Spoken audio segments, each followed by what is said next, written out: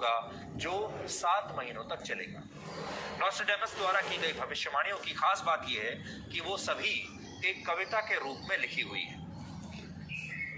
जैसे उन्होंने तीसरे विश्व युद्ध को लेकर अपनी पुस्तक में जो भविष्यवाणी की है कविता के रूप में, वो कविता कैसी लिखी है उसकी पहली लाइन आपको पढ़कर सुनाता हूं। उसमें उन्होंने लिखा है, 7 months the great war, people dead of evil doing. Hindi में इसका अर्थ हुआ 7 महीनों का महायुद्ध और बुरे कामों की वजह से मरे लोग। ये इस कविता की सिर्फ एक पंक्ति है, लेकिन पूरी कविता का सार ये निकलता है कि वर्ष 2023 में यानी अगले साल दुनिया में एक और विश्व युद्ध होगा जो 7 महीनों तक चलेगा।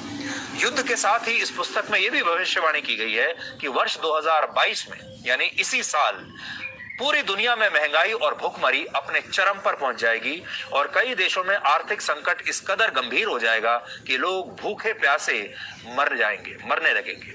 और आज आप देखेंगे तो दुनिया में कई देशों में ऐसे ही हालात या तो बन चुके हैं या बन रहे हैं। युद्ध की वजह से दुनिया के 140 देशों में महंगाई दर तेजी से बढ़ रही है और जो कमजोर देश हैं वहां ये महंगाई आर्थिक संकट का रूप धीरे धीरे लेती जा रही है।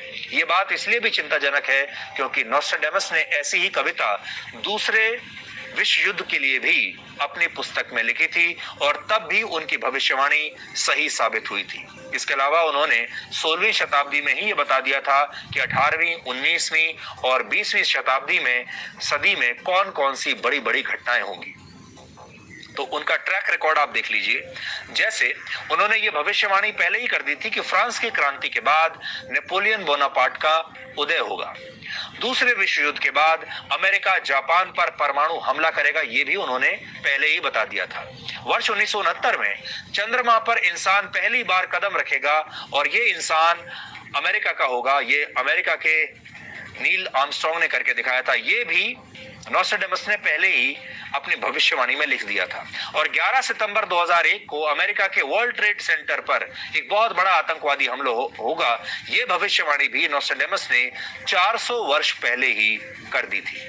इसलिए तीसरे विश्व युद्ध की उनकी भविष्यवाणी भी सच साबित हो सकती है। हालांकि हम अब भी यही प्रार्थना करेंगे कि उनकी ये भविष्यवाणी गलत साबित हो जाए, क्योंकि हम तो यही चाहेंगे कि दुनिया में शांति बनी रहे,